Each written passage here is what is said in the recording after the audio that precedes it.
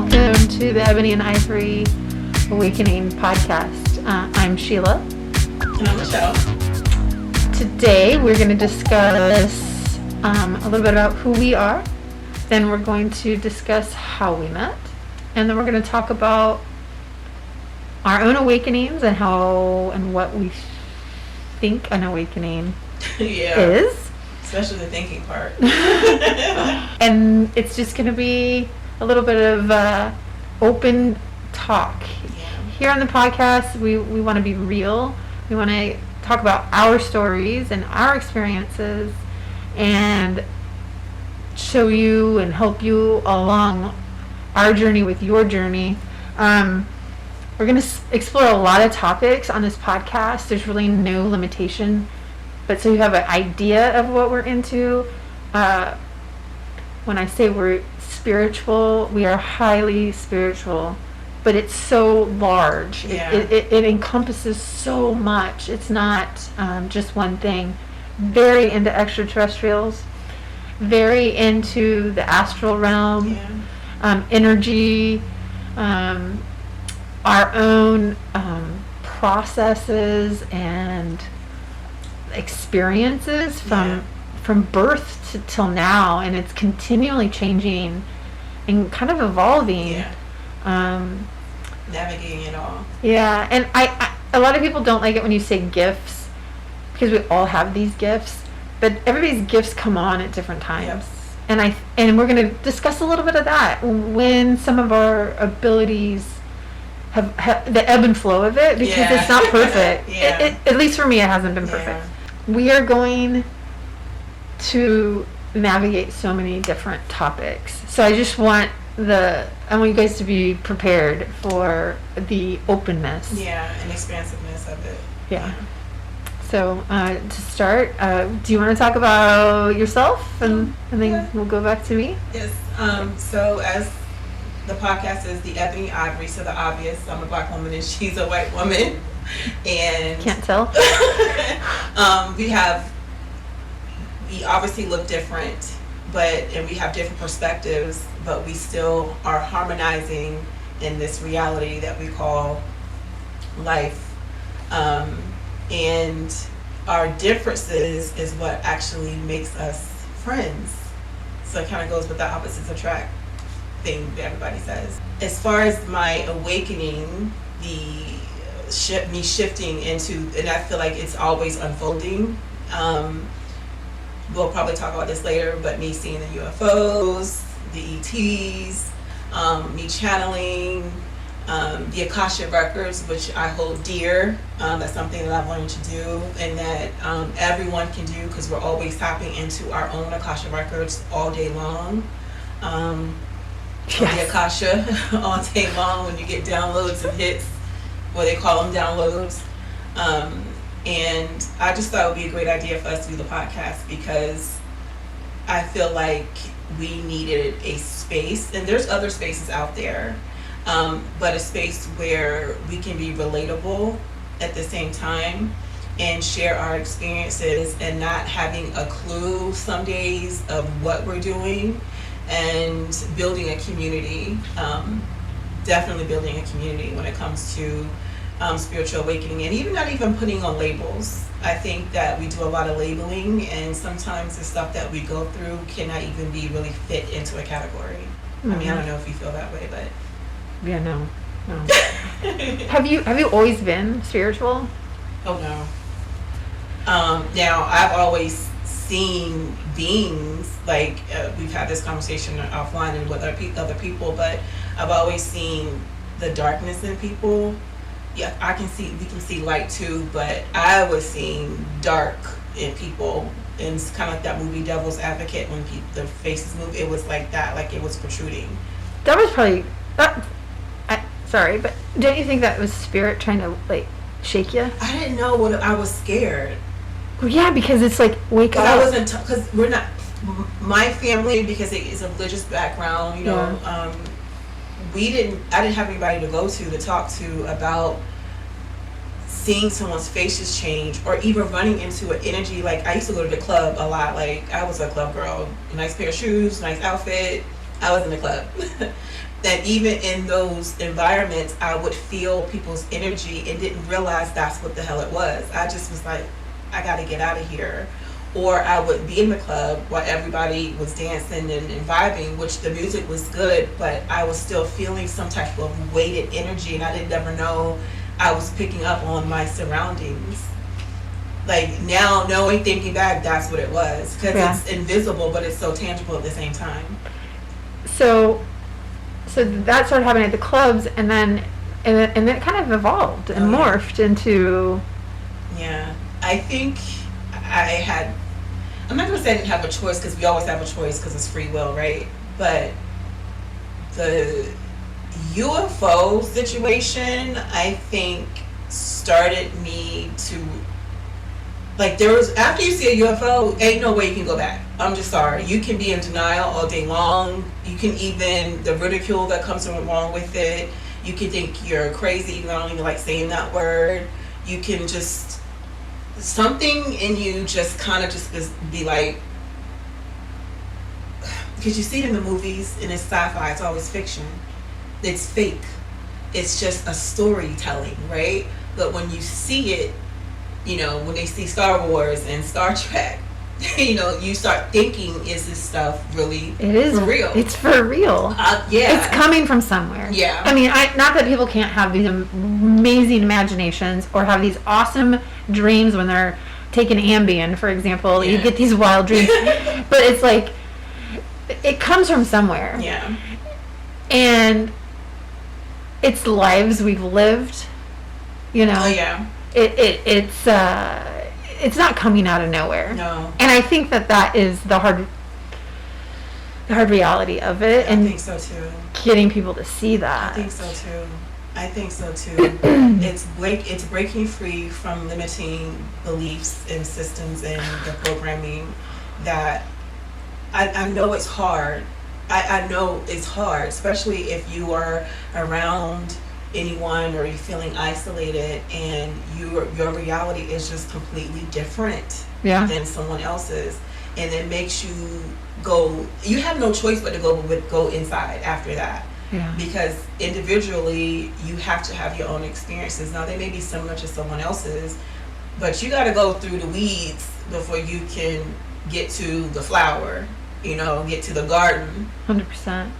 Do you feel like the UFO experience is what catapulted you into the Akashic Records, or was that already evolving? Oh, that was years later. So it was like at least 5 years later. Okay, but it did. So that was part of it. So during the shutdown, when the world shut down, it was really wet. I was going through, like most of us, where you're really trying to figure out, what am I doing here? What is my purpose? Like, why the F am I here? What am I supposed to be doing? I'm working this job. I'm not fulfilled.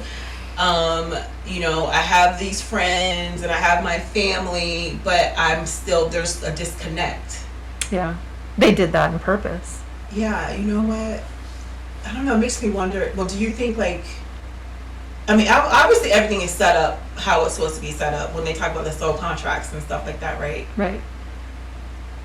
But when you're in the midst of it, I don't even know where I'm going with this, but it's kind of like you really lose yourself. I guess they call it like the dark night of the soul. It's probably one part of it. Did you go through that when you? I think I'm going through it, or I think I'm on that. I think it's happening right now for me, and I think it's been happening for a long time. I don't think the dark night of the soul is a quick one and done. No. Yeah. So it's a different time. So you went from, so 2020 changed your life, is what you're saying.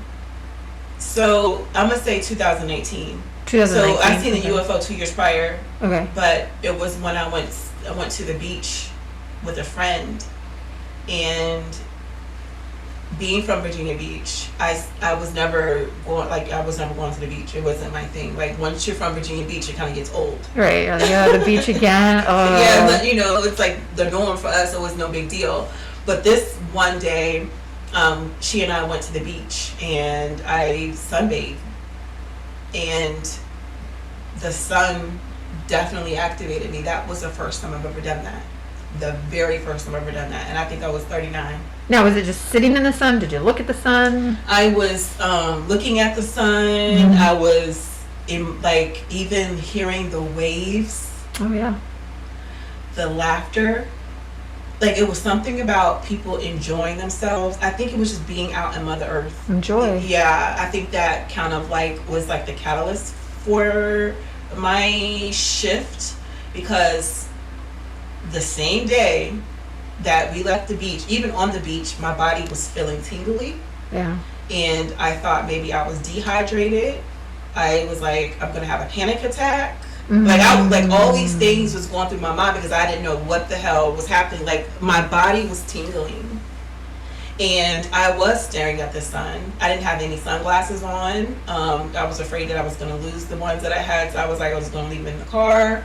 So you were getting downloads. Yeah, but I didn't realize that's what it was. And I didn't know that the sun is an activator for many people. When they say, don't look at the sun, I think there's certain times of the day they say we can look at the sun, like sunrise and sunset. I really feel that. And that's an intentional. They don't want us looking at the sun. Yeah. Because I look at the sun and I feel different looking at the sun, let's just say at 11 a.m. than I do at 5 p.m. So it rejuvenates you? There's just a different feeling. I can't explain it. Yeah, there is. So you had that day on the beach, and then it was just like, I'm gonna tell you right now, I went on smooth sailing after that, because I started to feel people. I would go to grocery stores, or even in my car driving, and I have my windows down, and I can feel the people in the car next to me. And I was like, I'm going freaking crazy. And I called my aunt, and I called her, and I need to have this conversation with her, see if she remembers, but I called my aunt, and I called her crying. I told her that, I said, people are changing, their faces is morphing, something doesn't feel right with me, something is wrong with me. And she had told me that she had her very own experience when she was 39. And then I said, well, when the hell were you gonna tell me? Because she's very tapped in.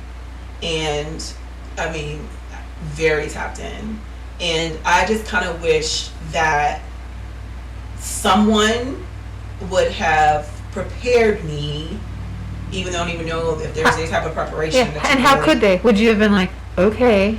I don't know. I just kind of thought that she would have had side conversations with me about what she experienced, but no one in my family talks about it, because the women in my family have gifts, but no one really talks about it. And I know I can't be the only family out there that has spiritual gifts in the family, but they're kind of suppressed.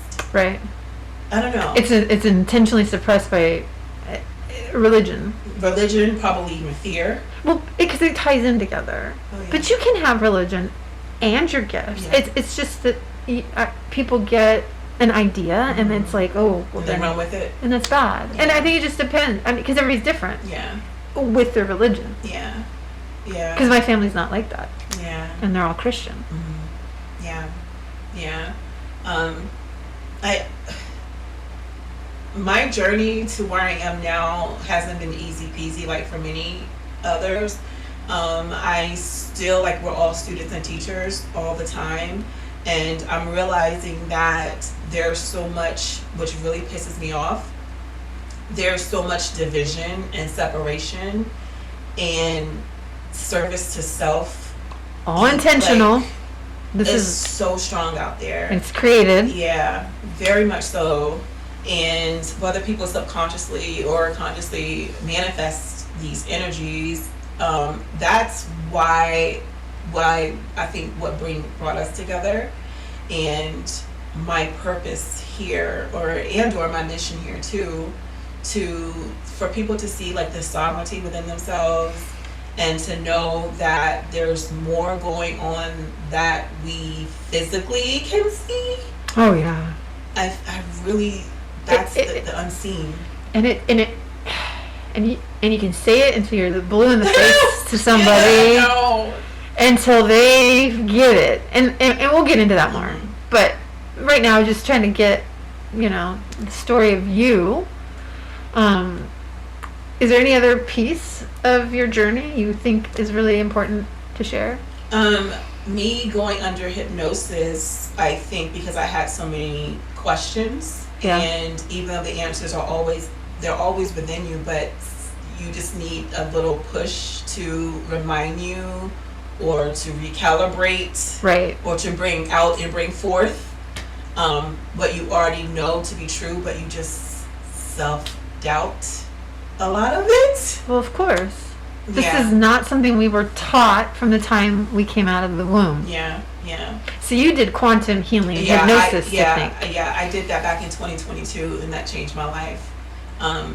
It helped me to realize that I wasn't going crazy, to connect with my spirit guides, my team, my higher self, Lala. She's I am very, oh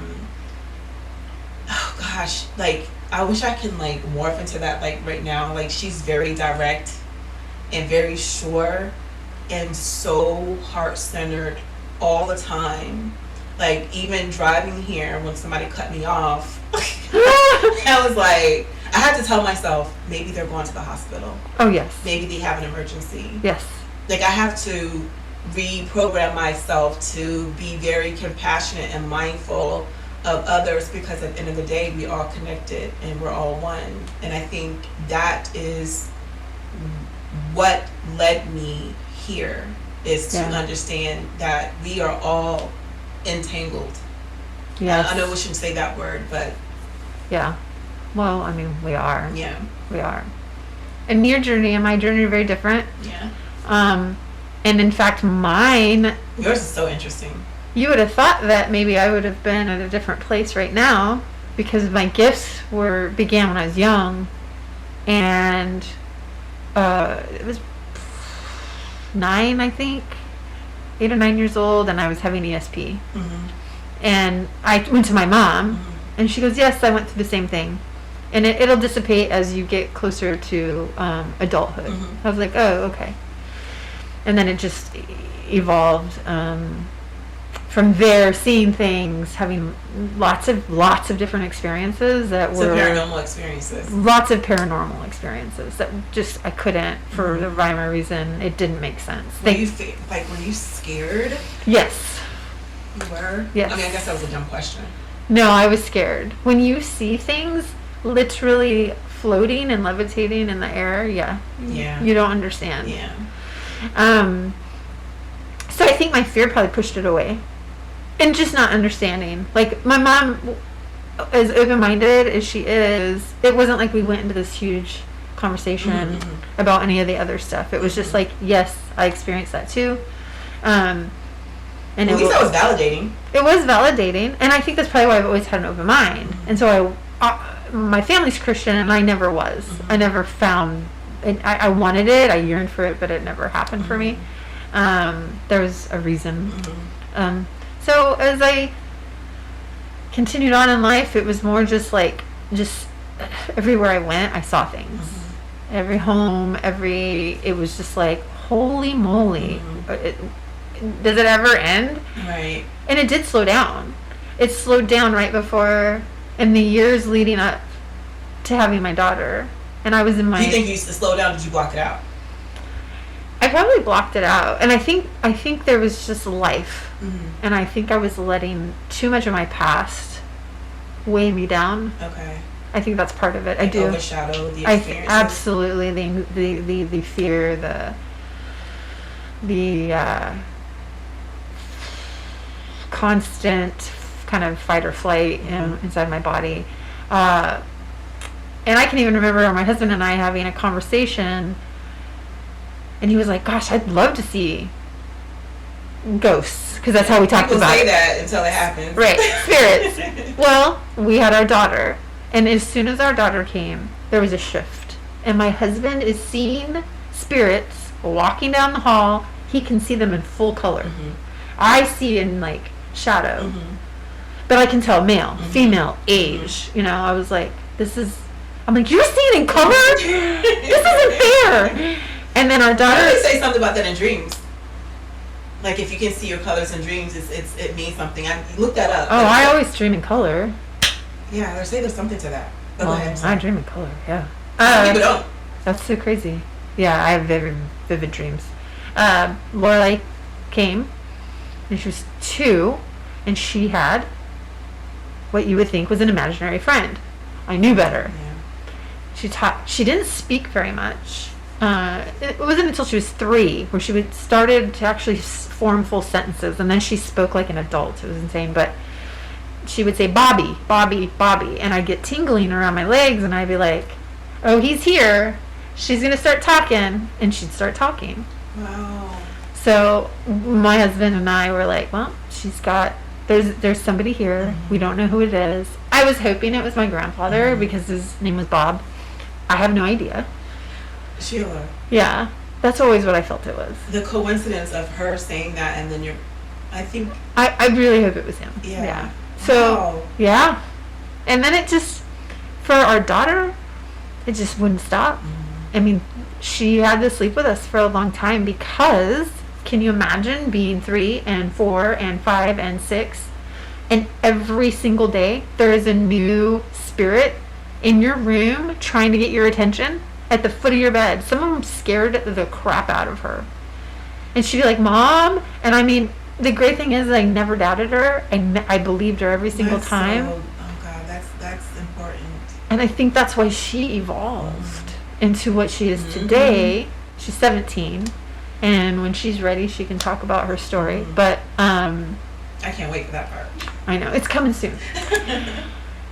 And with her birth, it opened a lot for the whole family. But for me, I feel like I kind of maintained. But I think it was because I was letting my past and the generational trauma that I chose, I guess, to take on to weigh me down. Mm-hmm. And so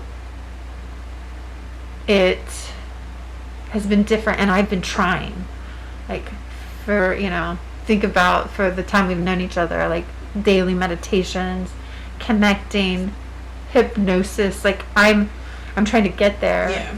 But I have, as my daughter says, too many bubbles around me right now. Mm-hmm. Got to get rid of those. They need to pop. Pop the bubbles. And I'm working on that. You are. So right now I'm currently, MCAS is passing through me, mast cell activation. And so that's why I have to wear a mask sometimes, because sense will activate the mast cells. And I try my best to be unscented. So it's like, it's just safer for me to be like this. And so I am in a new part of my journey right now that I started. It's been going on for a little bit, but it's kind of a testimony to... Absolutely. I'm glad you said that word, testimony. To what you have inside. I got to be careful with my words, but you have to find that strength, Courage, your power to get through, because this is multi-layered for me. This isn't just the only thing. There's other things going on within my body and other physical things going on with my body, and so it's screaming to get out of me. And I am doing the work, and I have actually already been clearing some things on my own, which that power is incredible. It makes me want to cry. I didn't know what to do, and I was trying every different modality, following all these spiritual people, and then you find your tribe, and like LaChele is, number one, and then LaChele knows people, and it just I know, don't you see how amazing it is? How the tribe expands. Yeah. A lot of it's funny because I meet so many spiritual people. I wouldn't say that there's many in my tribe of those people, but I like knowing, oh my gosh, you're spiritual and oh, that's crazy. And I'm like telling LaChele, there are so many spiritual people out here. It's just, they're quiet, and I'm like, I tell people. It's like people are afraid to come out of the closet with it. I mean, I think they're doing it now more. Well, you have to think of the generations. It's not just right now. We have generations going back. Yeah. Keeping us from getting to this point. Yeah. It was all planned, people. Yeah. And if you're Christian and that's like you hold that dear, hold it dear. That doesn't mean you cannot explore. Because we're about Yeshua. We're about God. Absolutely. It's just it's a little different. The story is different for us. Yeah. And that's to add to that, like I think when it comes to spirituality, people have this notion that you have to be perfect, and yes, like you can't have any hang-ups, no mishaps, no hiccups, or anything like that. And it's it couldn't be further from the truth because we're human, having this human experience on Earth. Yeah. And so we're supposed to. We're trying to figure it out, and we're paving the way. That part.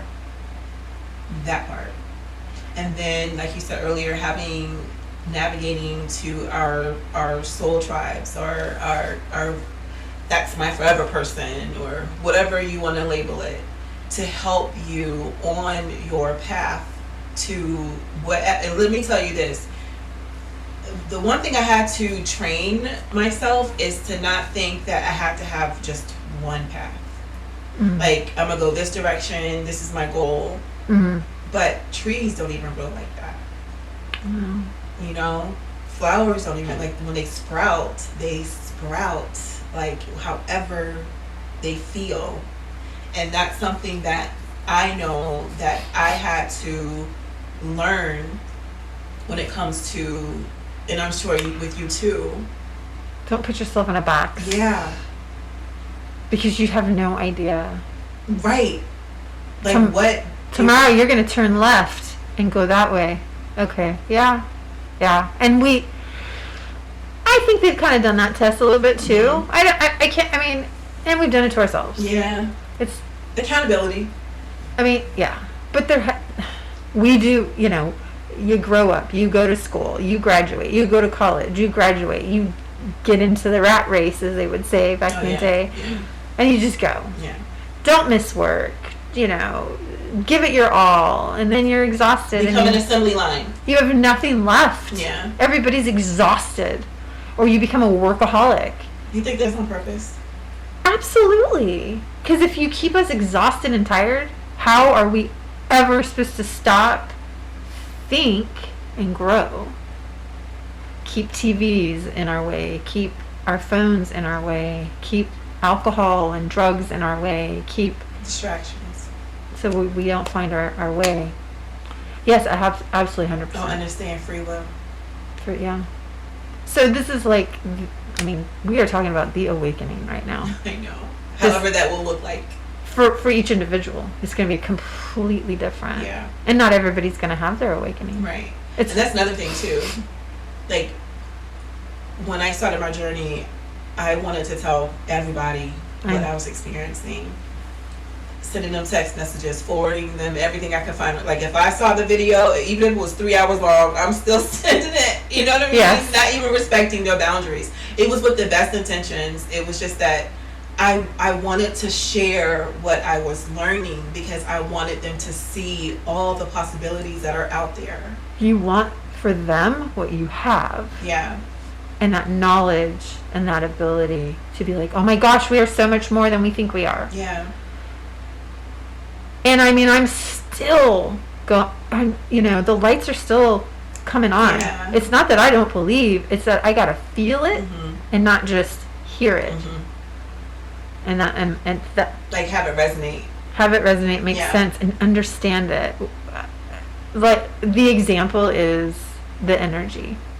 I came home the other day from being at the high school, and I could not shake fear and dread. And you didn't leave home with it. And I didn't leave home with it. And I went, that is not me. I grabbed my selenite stick, and I remove it, and I always remind it, universal law, bitch. With love and light. But, like, no, I mean, I do. I'm like, no, you're claiming your power. Reclaiming. You cannot. And it's like that. I'm like, it's really that woo! simple. It's really that simple once you know the power that you hold and the trickery that the lower vibrational energies will make you think they hold. Yeah. It's, yeah, it gives me, ugh. Does it piss you off? That was the thing you used to say to me all the time. Doesn't it piss you off? I'd be like, and now I'm like, gosh dang it, why? Yeah. Why do you keep doing this? Yeah. Screw you. Get away. You aren't supposed to be here. Yeah. Take your power back. Okay, so we ended up hitting on the awakening part kind of through our, and that's okay. This is real. This is how we talk. We should probably talk about a little bit how we met. And I was just thinking that. That women's group we were a part of because we had tried to do hypnosis with a certain facilitator. It wasn't really working for us, but she wanted to create a group, and she got a whole bunch of us women together. But you met some beautiful women. Yeah. Sat down, and LaChele and I are doing the exact same thing, and we're scanning the room. We're getting food. And I can't help it. It's just what we do. I do it too, but I didn't realize that was such a gift. That I know. I didn't know that was a gift. So I'm scanning, and I'm going, okay, no. You're talking about the first time we met, right? That very first time. Yeah. You're just like, ugh, some of the people. I'm like, why are they here? They don't feel. And then you remember we played that game of two truths and a lie. You got a good memory. I don't remember that. You don't remember two truths and oh my gosh. And I was getting almost everybody's. It was like, I was like, dang, look at me, I'm on today. And I had to leave. I had to cut out early. Yeah, I was kind of bummed about that. And I put my number and my name on a piece of paper and put it down, and I kept thinking, LaChele, pick it up. But I said, if anybody wants to reach out to me, I'm open to that. Nobody did. But LaChele was the only person in the room where I just felt like this connection and this and she was sitting across from me. And I know. We'd never met before, and I was like, there's something here. And then it was a few months later. Yeah. We connected at another women's group. The same group. At a different location, and you sat next to me. Mm-hmm. Or did I sit next to you? No, you were there early. You were already there because I'm always late to everything. I'm working on it. But I sat next to you. You already sat down. That's right. And then I think I passed her a note and said you did. Something to like I feel very drawn or connected or I like you. Yeah, I feel very connected to you. And there it was. And I was just like, please like me back. And I had no idea anything about you. I didn't know any of your gifts or abilities. Didn't know anything other than what you had said in those meetings. Mm-hmm. And then it just, shoo. Yeah. We were fast tracking after that because even that day, I think I texted you that day. And I think months later, I was diagnosed with the cancer. And you came over to my mom's. I started crying and everything. I couldn't believe you. I'm like, this woman don't even know me. And you're so sincere and authentic. And when you came over and you were giving me all these different doctors, and remember you came over, what came over to my mom's house and you gave me references. Oh, did I? You remember? That sounds like a Sheila thing. Here, let me help you. I can fix it. You gave me references, and I just could not believe that you were doing that. I couldn't believe it, but I was so appreciative. And you invited me into your circle of friends. Yeah. And at the time, I was like, I'm still a loner. Yeah. I haven't always been, but this journey has somehow made me a loner, and I think I probably need to get out of that. But for me, it's my sacred space because I deal with so much energy. I need that alone time.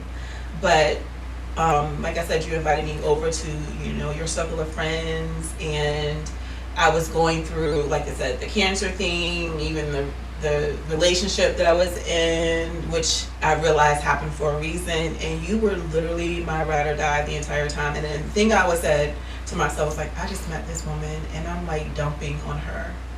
Like, I was just thinking, God, why the hell she gotta meet me while shit's like not going right? You know what I mean? But we now kind of know that that's my thing.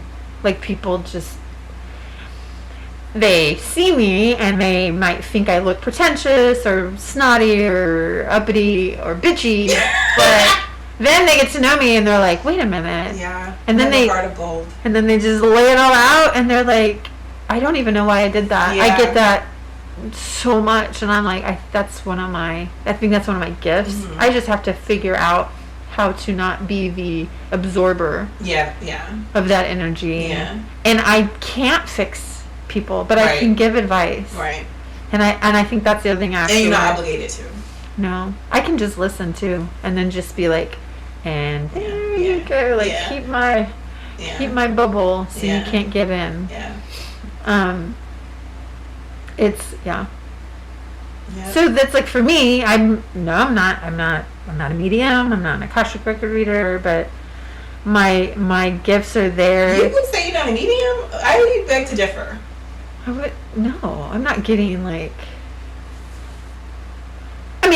no. But so when we have conversations, you can see your ancestors. Like, even now when you were saying about Bob and Lay, Mm-hmm. and when she was a child, Mm-hmm. and her imaginary friend, and that was a download to tell you that was an ancestor. You just at the time didn't believe it or didn't realize it at the time.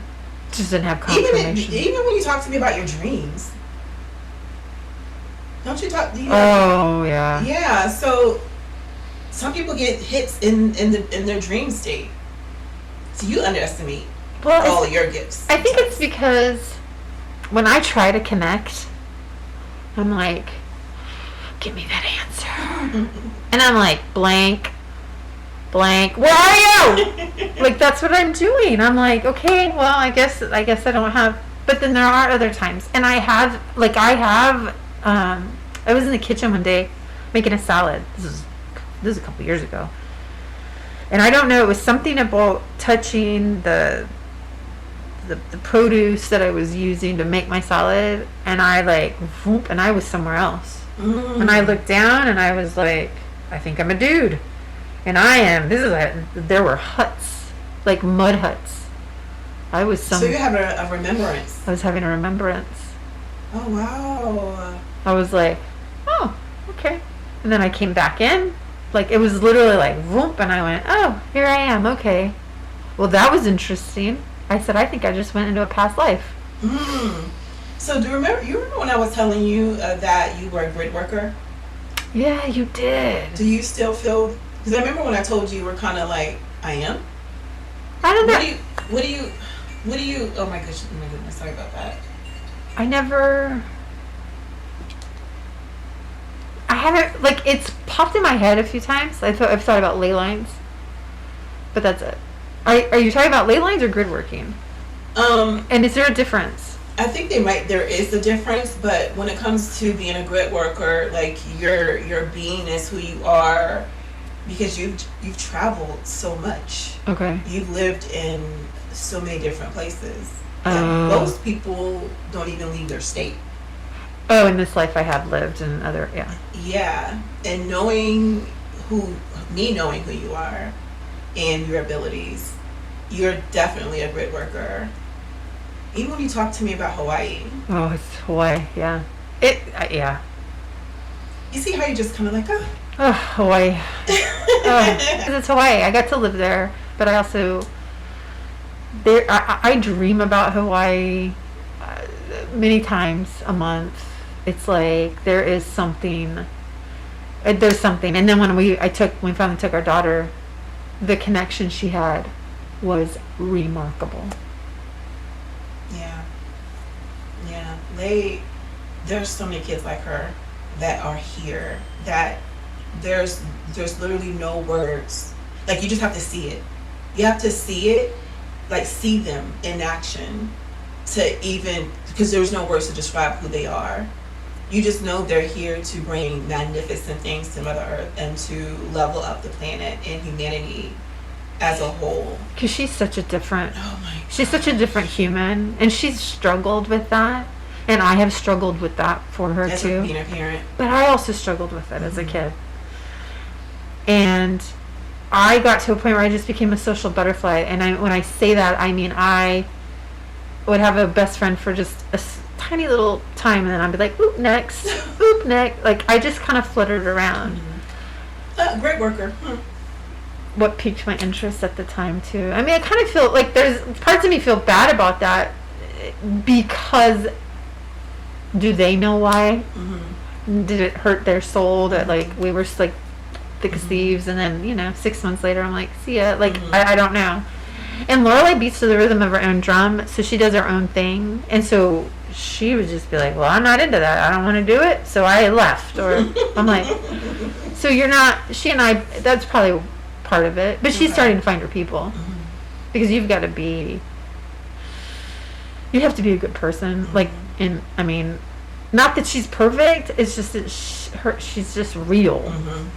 And so I don't know if there's other parents out there that are dealing with children like that as well, where they're like, they Just pure of heart, like literally pure of heart. That's what the kid, like there's a lot of kids that are being born, remember, I think we were talking about the telepathy tapes. Yeah. Like all these things that I'm so ready for disclosure, whatever that looks like. Yes. For that to come to light even more, where it's taught in schools. Yeah. Like that'll be the day. That'll be the day. And here's this, our name with Ebony and Ivory Awakening. Everything we're talking about is part of awakening. It's all it's all linked, and I don't think people fully even understand. And an awakening is just different for each person. Like, I guess you just can't give it one definition. Yeah. Or comparison. And we have really kind of covered a lot of that.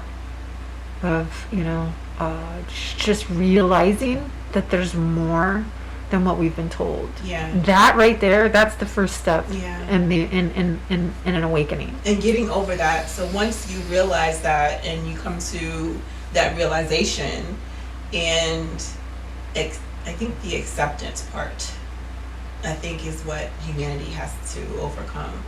The acceptance part. Once we can get over that hump, then the sky's the limit.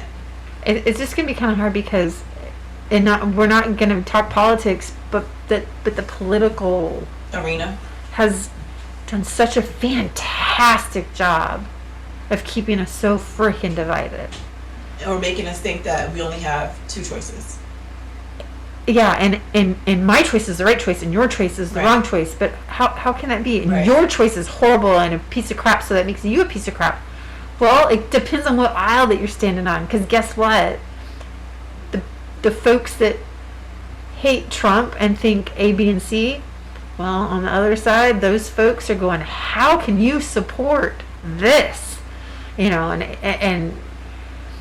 And so it's funny, I just listen to people because I don't do politics anymore. Yeah. And you know what else, too, to help me cope with what's going on is having to remind myself that everybody has a role. And my spirit team even, like, telling me now to say this, it's like that we're not supposed to judge. But do you understand how hard it is, you guys, to not judge and to be on a neutral stance the entire time in this human experience? And that is where I have come to. It has taken a lot, and that doesn't mean that there aren't influences that make me go, oh, why? Like, why? But I have just been like, nope.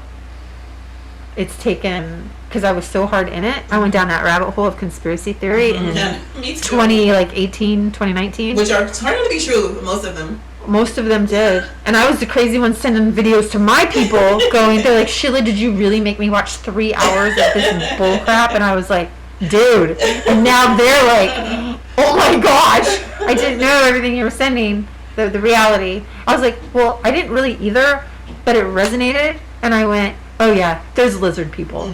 I was like, I'm sorry, but there are, and then it was like, but everybody's like, and now they all. I mean, it's in the Bible. In Genesis, they're talking to a snake. So if it's really is, which I think, that's another rabbit hole. But yeah, so you see, yeah. So for me personally, and I try, and you know what, it's funny, and I have to stop because it's not my job to change anybody. Right. So now I'm just like, it's their journey. They'll figure it out when they figure it out, Sheila. Stop pushing your, not even agenda. I just want people to see, like, there's no savior.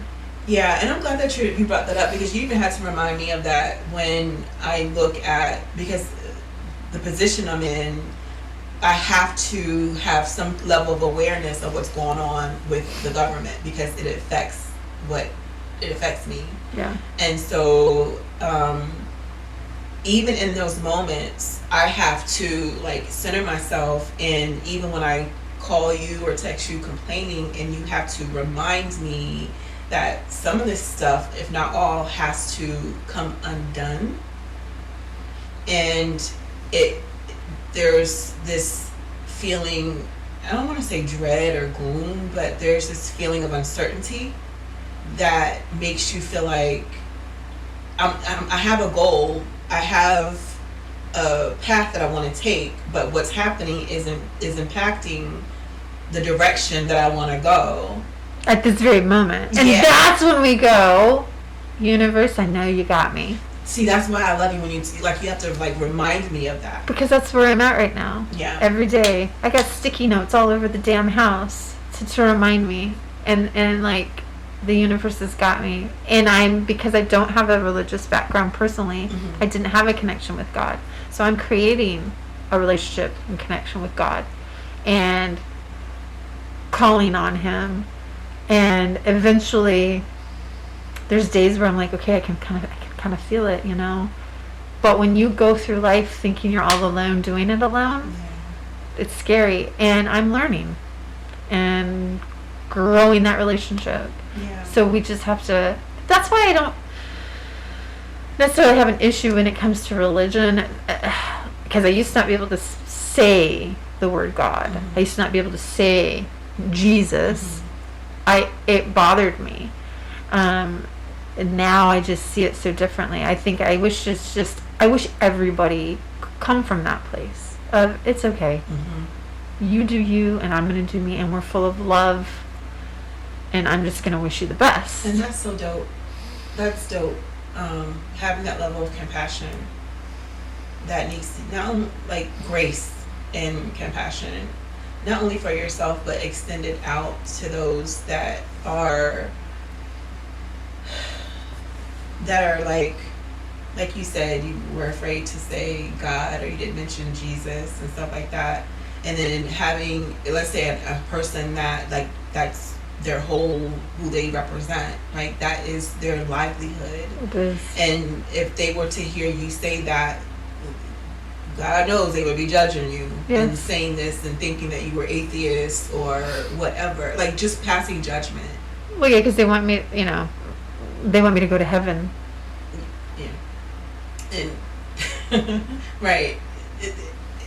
And that's where we are right now with well, not just that, but that is a component to what's happening when you mention the politics and the religion and how they're tying them in together, to where you can't, there's another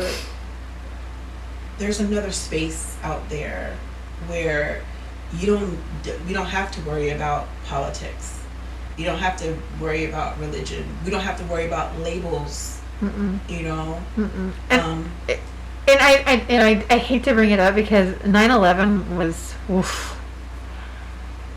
But do you remember once, for us who didn't have family members and loved ones, involved, do you remember when the dust sort of settled, the feeling of we were one? Yeah, it was like we came to, like, not just the United States, but even like the compassion, the empathy, the sympathy that was pouring in. As you said, we are one. Yeah. Sometimes devastation can be a factor to bring people together, even though I wish devastation didn't have to be the thing. It's almost kind of like what they say about trauma. Like, if you go through, like most people who evolve that I know, they had to go through something. You know, like they had to sort out some type of family trauma or adolescence trauma, whatever that is, even generational trauma. They had to come out of that, and it made them who they are. I know for me, it makes me who I am today. My journey. Yeah, but at the same time, you hear, well, you know, you signed up for it. When they say you picked your experiences. I know, and I hate it because what your soul chose and what this human body is experiencing and what brought you to be who you are in this moment, you're like, oh no. Yeah, why would I sign up for that shit? This sounds stupid. I don't ever do this again, you know. And hey, there are days, I mean, I'm not gonna lie, there are days where I'm just like, what the hell? I just pleading to God. And that's the part of the awakening that I sometimes I get conflicted with, because and Spirit has to remind me of this all the time when they tell me that the people that you come in contact with, it's pre-planned, like it's part of your soul blueprint, and there's certain experiences that you've chosen to experience. It's also part of your soul blueprint, but there's other pieces that are not, where free will comes in as far as the scope of how you're going to have these experiences. See, that becomes tricky for me. I don't know about for you. Yeah, because I'm like, how am I supposed to know? Yeah. But I guess that's part of it, but I don't always like it. But that's my controlling, and that comes from trauma and or limiting belief or whatever it is that's impacting me. And that's what I'm figuring out, you know, and all the fear and the fear and the fear and the fear and the fear. And I've heard that on repeat. The fear of this life, the fear of generational. It's all around us. And it's like you gotta get rid of it. You're like, well, how the heck do you do that? And that is, I thought of people like you and I are. Well, how do we get rid of it? How do we deal with it? I mean, it's expensive to go hire people to help you with this, and they, you know, you're only getting 45 minutes to an hour with somebody, and then you're like, but I need more. How do I do that myself? And no, I can't say nobody, because there's tons of people out there trying to guide you. It's just light workers, I call them. It's just figuring it out. Yeah. And what works best, because I think there are certain modalities that work better. And you've always said, Sheila, you have it within you to heal yourself. And I'm like, I just don't know what that looks like. No, I understand. And then again, this is your journey for you to even sort out, because your testimony and your experiences are going to help someone. I already know that for a fact. Like, it's going to, like, you're going to, like, even now, I can just see, like, a train of folks just being, like, hearing your story and just being like, if she can do it, I can do it. Or not even just that, but give them momentum and have someone to, like I said, relate to, where they don't feel so isolated in their journey, because that can also help with healing, not feeling isolated. It, you know, even if you can have a husband, a family, a mom, dad, boyfriend, brother, sister, but sometimes when you're in the thick of it, it can still feel lonely. It is the most lonely. And I have you, and I have my husband, who's probably, to me, the most amazing person in the world, holding my hand, and he's, you know, pulling my hair back and looking me in the eyes and, oh my gosh, you know, telling me my worth on this earth to him, and that I don't have to be any more than just who I am. And to be loved unconditionally by somebody who's not my flesh and blood is, it's been a lot. I'm still digesting it. I'm still like, okay. And I'm not going to crap on my parents. They did what they could do based off of their experiences. And, being a Gen Xer, the boomer parents, we don't need to go into it because we already know. Everybody talks about the boomer parents. And not all boomer parents are the same, but there's so many similarities.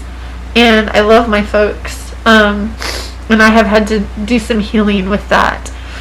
And I'm in a different place than I was, even a year ago. And I could not accept the fact that a person who wasn't flesh and blood could care for me, because I'd never seen that kind of care before. Genuine. Yeah. So I am so grateful to get to have that. I mean, it's so apparent to me that he and I are supposed to be in each other's lives. We literally have finished each other's sentences on a daily basis from the beginning. You guys are in sync. It has been, we're in each other's heads. We are thinking the same things because we are sending messages. Because I'll say it and he'll say, oh my God, I was just thinking that, or vice versa. So I'm on the same frequency band. Oh my gosh. Yeah. I hit the jackpot of all jackpots. And this thing has only made us like grow together, but because it's mine and I'm going through it, and I am succeeding. Mm-hmm. It is lonely. Because nobody else except for those who've experienced or experiencing it in that moment can understand exactly what's going on in here.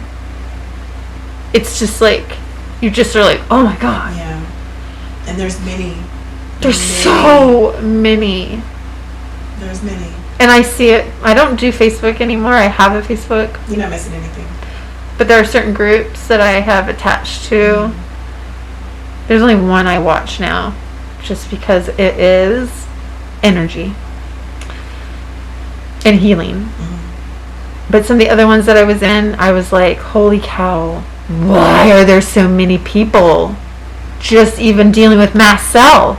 Where the heck did this come from? No, it's like, it can't, that's another thing, like, so much is happening on when it comes to people's health that it's like, what is being sprayed? What is in the air?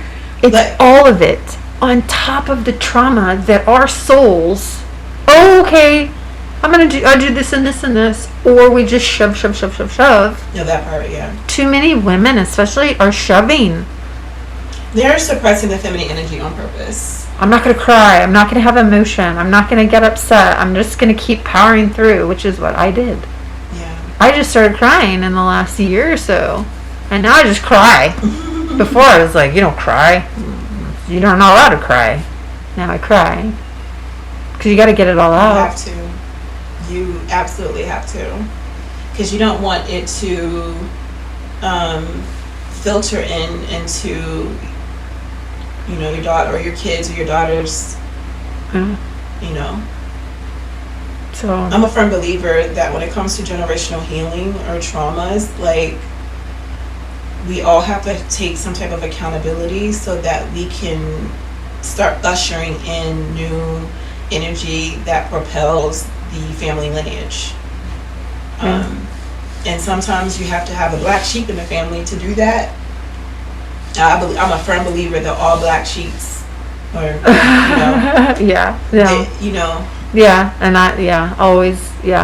always. Yeah. 519. Yeah. Yeah. So we've got plenty, huh? Yeah, we do. Okay. We absolutely do. So how do you just go ahead and wrap this up? That's the great thing about editing. So we've hit on a lot of topics about and we'll obviously talk on more. This is just like talking about the awakening parts and kind of what people are going through, and we're gonna we didn't even touch the tip of the iceberg of that, but yeah, how can we? We went around the edges. There's so much to talk about. Oh my gosh, we'd have to do this every day for probably a couple years to get it all in. Yeah, so we can. Okay, so we'd like to thank you for joining us for our very first podcast for the Ebony and Ivory Awakening. We hope that you will tune in for the next one too. You can find LaChele at Jaded Illusions. It's a marketplace that I'm building for spiritual healers and conscious creators to share their spiritual gifts.